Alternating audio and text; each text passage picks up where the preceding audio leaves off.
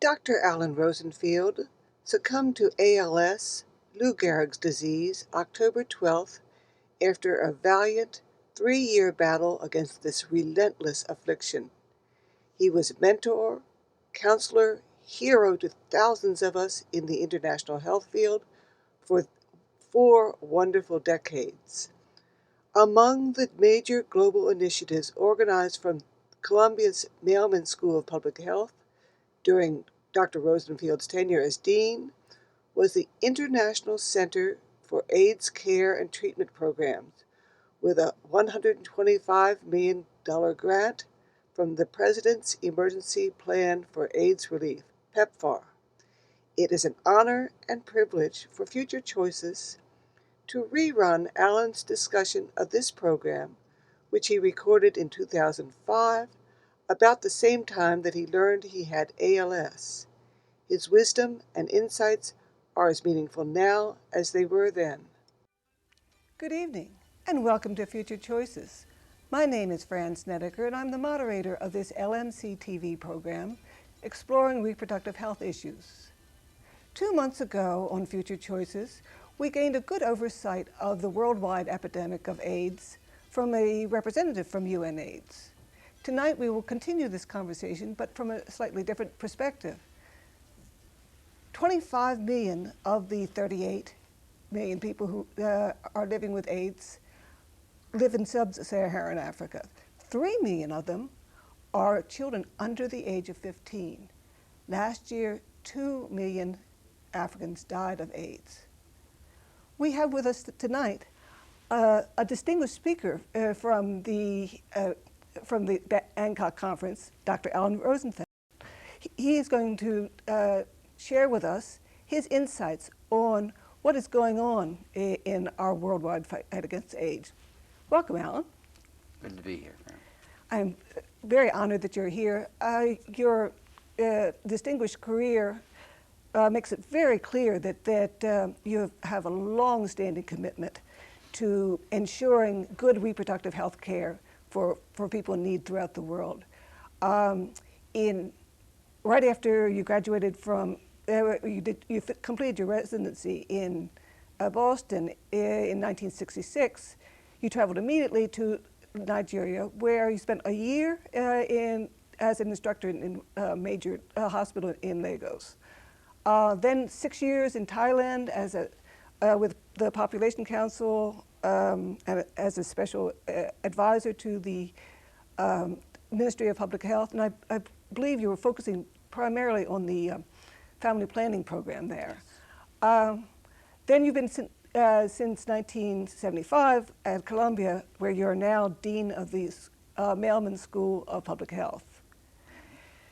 The list of honors and leadership roles that Allan has played is quite daunting. So let us suffice to say that you have been the president of American Public Health Association, Chairman of the board, executive board. Okay, and of the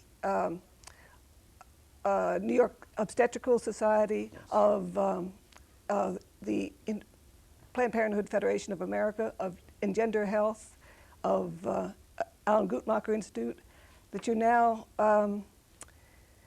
are the head of a special advisory committee to the New York State Public Health Department. The New York State AIDS Advisory Council, which I chair. I think that we are in good hands tonight, and let us speed right to the quick. And let me ask you the question: is it possible that we are losing the war against AIDS because of lack of commitment from the United States? No, that's an unfair statement. Up until the year 2000, it was felt by most that it was too expensive. One could not embark on programs to treat HIV/AIDS in Africa. That the money was not there to do it. It was very expensive programs. Kofi Annan and others at a meeting in Durban, South Africa in the year 2000 issued a call to action that yes, indeed, with Western world assistance, we could indeed begin to mount not only the prevention programs that were underway at that time, but begin to introduce care and treatment programs. And this all started in the year 2000, and it took a year or two to begin to get commitments. The U.S. government made a commitment, I guess in 2003, to provide up to $15 billion over a 5-year period of time. And that's the largest commitment by any government for a health-related program ever. It started a little slower than some wanted, but it must be remembered that it's not easy to simply provide funds without going through a period of time to get the groups that are going to provide the funding set to do it, to help train local people to provide the care safely and effectively. And both the Global Fund to fight AIDS, TB, and AIDS, TB, and malaria was established in about the year 2001 or 2. Now, is it Global Fund is? Global Fund is a body contributed to by multiple governments and some private agencies and some corporate agencies. Mm-hmm. It's nothing to do with the UN? It's UN related, but it's not part of the UN okay. officially. Mm-hmm. It has its own board of governors, and for the last year, the chair of the board has been the Secretary of Health and Human Services, Tommy Thompson. Someone else has been elected chair now. He's retired since he stepped down as Secretary of DHHS. And that program is going a little more slowly than some would like, but the U.S. is contributing about 1/3 of the monies to the fund, and there is a congressional mandate as to how much money they actually, what percentage of money they can contribute. And they are contributing there in addition to the monies they're making available through what has been called the President's Emergency Relief Fund for AIDS care and treatment programs. That program has begun to roll out in the last year.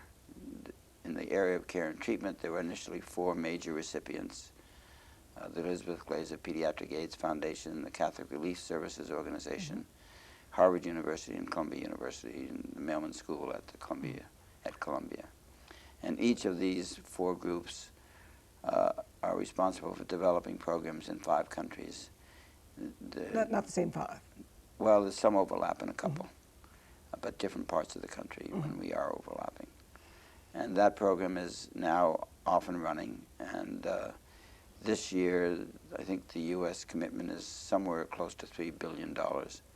We're still not up to the level that we will be, I think, in another year or 2, but it is increasing. And the programs are now underway. And there are a number of agencies trying to meet this crisis since the year 2000. In addition to the Global Fund, which has been created, and the U.S. government, we also have the World Bank, which has major programs in Africa. We have other bilateral agencies, other agencies of governments like the British agency called DFID, D-F-I-D, the German government, the European Commission, all are beginning to develop programs in support of AIDS prevention, care, and treatment. Now, when you mention all these different actors, I think of all the money that came in from all over the world for the tsunami and was totally uncoordinated. Are these different bodies coordinating with each other so that they're not just piling up the money? There are attempts in each country to set up a government coordinating mechanism that's required to get Global Fund monies. And in many of the countries, all of the various donors are working through the government program and the government plan and attempting to be supportive of the government's program, and even where private sector organizations are involved as well, so that there aren't 15 different programs, but all of us are supporting one program. There's a policy called the 3 1s, and that relates to one program in a country, one set of monitoring and evaluation schemes, one mechanism to count the number of people that are in treatment, so that we aren't trying to say this group brought this many people in and that group brought that many in, and trying to make it a government program with both private and public sector activities in each country. Now, precisely what is Colombia doing and where? Colombia is involved in 2 major programs in the area of AIDS. The first is a program called MTCT Plus. I'll just give you a brief history of that. Again, at the meeting in... What is MTT? I'll explain. Okay. the meeting in Durban, I was asked to give a talk. In the previous 2 years, starting in the late 1990s, a program was developed to try to prevent the transmission of AIDS from mother to child. And the name of that became called P for prevention, MTCT, mother to child transmission. So the prevention of mother to child transmission became known within the field as PMTCT programs. Some people who were organizing the meeting in Durban in the year 2000 or 2001 knew of my background in regards to my work with some colleagues on maternal mortality. And some 20 years ago, a colleague of mine, Deborah Main, and I published a paper in Lancet, and the subtitle of that paper was, "Where's the M in MCH programs? Where's the M in maternal and child health programs?" which led to the Safe Motherhood campaign to lower the death rates of women dying during pregnancy, in which still in excess of 500,000 women a year in poor countries die from complications of pregnancy. The colleagues in Durban that knew about this program assigned me the topic with the MTCT initiative, where's the M in MTCT programs? And as I looked into it, because I hadn't thought about that, what we were looking at is we're treating a woman with a drug to try to prevent the disease in her baby, and then treating the baby, and then we did nothing for the mother. The mother would go on to contract the disease, not contract the disease, she's HIV positive, but she would become sick with full-blown AIDS and eventually die. And the MTCT Plus initiative was to begin to focus on the woman herself and begin to initiate care and treatment programs for the woman, treating her to prevent opportunistic infections, to treat infections, and when there's full-blown AIDS, to give her antiretroviral therapy. That program is funded by 7 foundations and a little bit by the U.S. government. And we're working in 8 countries, 7 in Africa and 1 in Asia, in Thailand. Working primarily with pregnant women identified as being HIV positive, introducing treatment for them, the mothers, and also for their HIV positive children and their HIV positive partner. Now, I'm thinking of the distances and the lack of transportation that people have to come to get health care in Africa. Initially, this program is starting in places where the women are coming into, where they are getting care because they're being identified during pregnancy as HIV positive, and in that sense, they are in a system. So our program is a relatively small program in these 8 countries in about 12 or 14 sites, setting up models of how you provide care. And our model includes training teams, not individual doctors. It's training doctors, nurses, community workers, and peer educators, people who are HIV positive who become part of the team. And that these teams begin to develop these programs, initially in urban and suburban areas, but beginning to move these programs into more rural areas and training rural workers how to provide this type of care. A year and a half ago, when the government announced their new major program, we were encouraged to apply because of our experience with this MTCT Plus initiative. Along with Médecins Sans Frontières, Doctors Without Borders, we were among the first 2 groups to be providing care and treatment in Africa. And so we had some experience and applied for this large government program. And we're one of the 4 agencies organizations initially chosen to provide care and treatment. And that's a very large program. Our first program was a $40 to $50 million program over 5 years. The new PEPFAR initiative is $125 million over 5 years. And in that program, we're working in 5 countries in Africa. And there we're working with the government on a broad-based program of rolling out AIDS care and treatment, not only to pregnant women, but to all people in TB clinics and community health centers. And eventually these will work in rural areas and help encourage the diagnosis and testing of people who are HIV positive, and then begin to provide care and treatment. Now, my understanding of from reading here and there is that people are hesitant to get tested because they don't want the stigma of. There are issues of stigma, and that's one of the issues that we have to help overcome. But it's not that dissimilar from what went on in the United States in the 1980s, when there was a great deal of concern about confidentiality and concern of identifying who was HIV positive. Mm-hmm. The same kind of, because of stigma issues here. Oh, yes. Same kind of issues exist there. Once treatment became available here, it made the issue much less stigma related. More and more people were coming for testing in the United States, although there still are many that don't know their status. But more and more people coming for testing, because now we do have a treatment. And while we don't cure people, we at least have long remission with the antiretroviral therapy that was developed in the 90s. Mm-hmm. And I believe as we introduce this therapy into the African countries where the prevalence is so high, that the same situation, the same set of circumstances will develop, and stigma will become increasingly less of an issue as it becomes a disease that can be treated. And we're seeing, as these programs are developing, more and more people coming in for testing and being willing to undertake treatment. Now, is the test complicated to administer? Does that require The test is not, it requires sophisticated testing equipment which must be purchased as part of a program. Mm-hmm. But it's not a complicated test to do. It's just that the instrument for measuring what's called CD4 counts is something that requires technology, mm-hmm. and that technology has to be introduced. And but the technology is not so complicated that it's difficult in a rural clinic. It can be carried out in a rural clinic, mm-hmm. and will be as the program spread. And does the person get feedback that same day, or do they have to come back at a later point to find out whether they can get the feedback relatively quickly. Mm-hmm. And then you would launch the treatment, which I gather that treatment can be $5,000 a year per person. In this country, it was as high as $12,000 to $14,000 per person per year. This U.S. In the U.S. Yes. Oh, yes.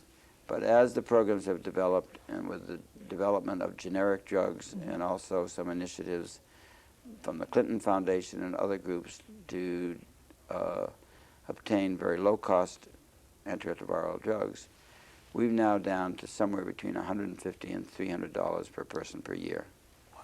That's still way beyond the ability of many people in poor countries to pay, but it's within the range of what outside agencies can provide.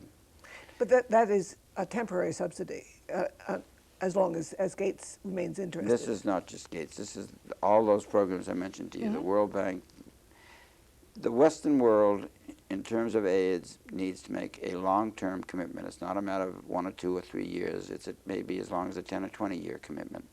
The poor countries of the world do not have the funds to make this program, mm-hmm. to make this program continue. The Western world needs to make a long-term commitment, and that's exactly what is happening at the present time.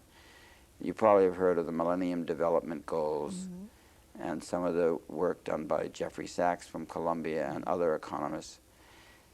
There's an agreement among the Western nations that in an ideal sense they should all be contributing 0.7% of their gross domestic product to foreign assistance. And how did you come up with this figure? That's just a figure that they've come up with. Very few countries are contributing anything close to that. A few in Europe, in the Scandinavian area, have reached 0.7. The U.S. contribution, although it's the largest in dollars of any country, is 0.15%. Every 0.1% for the U.S. is several billions of dollars. The goal is for the U.S. to move towards the 0.7 commitment to foreign assistance. And if we ever get there, and the other European countries get there as well, it's a tiny percentage of our gross domestic product. We can, on a sustained basis, assist these countries both in the treatment of this and other major killers like tuberculosis, malaria, and some of the other diseases, and help develop the healthcare system, help develop the education system, and some of the other parts of this Millennium Goal process. The amount of money that we put in, if you ask the average American, they think it's a huge amount of money, mm-hmm. percentage-wise. Turns out, percentage-wise, it's a tiny, tiny percentage.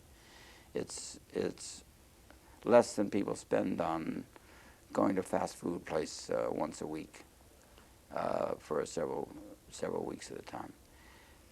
This country we don't have our priorities totally established the way one might like. We are in the process of putting forward tax cuts.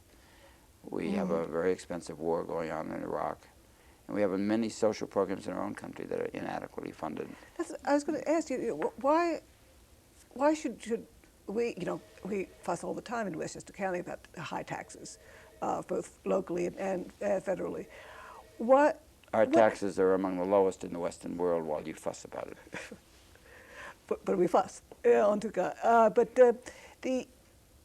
What benefit is it to me to send my money abroad when wouldn't it be better to if we're going to give money to education? Are we part of the human race, or are we just people worried about Westchester? We are human beings, and there's a tragedy in the world. The tsunami was an example. Why did you send money to the tsunami? It was a tragedy. There's a silent tsunami going on every day with the deaths from AIDS, TB, malaria, schistosomiasis, other diseases. Do we only care when it's a big wave and all of a sudden we see it and we don't care about anything else that goes on? There are 3 million deaths a year from AIDS, 2 million from TB, 1.5 to 2 million from malaria.